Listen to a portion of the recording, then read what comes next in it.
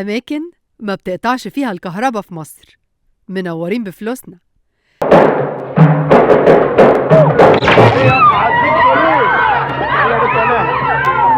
عايشين في ضلمة إفريقيا بدرجة حرارة الخليج. يا ترى إيه اللي حصل؟ وإيه السبب المفاجئ في قطع الكهرباء؟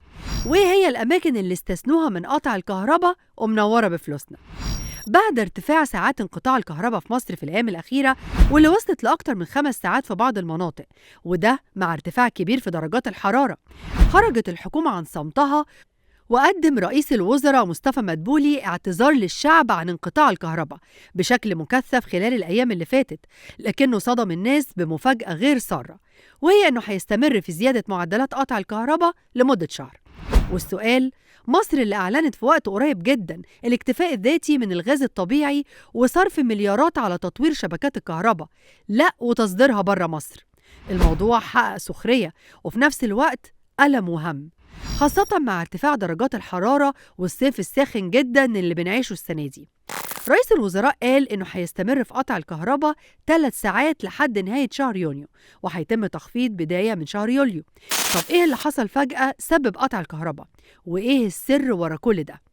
رئيس الوزراء اللي استقالت حكومته من فترة واللي مكلف بتشكيل حكومة جديدة قال إن قرار قطع الكهرباء لساعات أطول جه بسبب تعطل واحد من حقول الغاز بدولة مجاورة وما ذكرش اسمها، وإعلان عن خطة هتنفذها حكومته بتكلفة $1,000,000,000 لتوفير المنتجات البترولية المطلوبة لتشغيل محطات توليد الكهرباء خلال شهور الصيف، خصوصاً مع توقعات بموجات أشد من الحرارة عن الأيام اللي فاتت.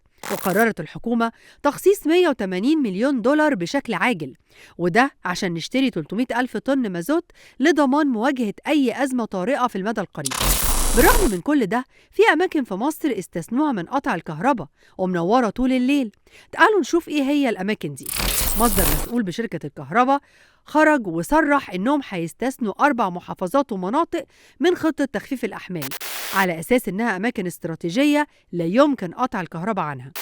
والأماكن دي بتضم مطروح، شمال سيناء، جنوب سيناء، والبحر الأحمر، وطبعا منهم العلمين الجديدة، ده غير أقسام الشرطة والكنايس والمستشفيات، بالإضافة لمناطق استراتيجية تانية تم استثنائها ومعلنوش عنها، ده غير قرار جديد من رئاسة الوزراء ضمن خطة الحكومة لترشيد الاستهلاك واللي هيتم خلالها إغلاق كل المحال التجارية الساعة 10 مساء يوميا، ما عدا المطاعم والصيدليات ومحلات البقالة الصغيرة والماركتات الساعة 1 صباحا. ده كله خلى مواقع التواصل الاجتماعي في حالة من الاستياء والسخرية في نفس الوقت، خصوصاً أن قطع الكهرباء وصل ل6 ساعات وقت الذروة مع ارتفاع قياسي في درجات الحرارة، وده على عكس اللي أعلنته الحكومة بأنها هتكون 3 ساعات بس. ده غير أن الأمر كان مفاجأة بالنسبة للمصريين اللي بيدوروا على أي تفسير واقعي ومش لاقيين. علشان كده اتصدر هاشتاج 5 ساعات وكم ساعة النهاردة مواقع التواصل الاجتماعي، وآلاف من المصريين علقوا بالاستغاثة من قطع الكهرباء لساعات طويلة في درجات الحرارة المرتفعة، وطالبوا بمحاسبة المسؤولين عن الانقطاع ده.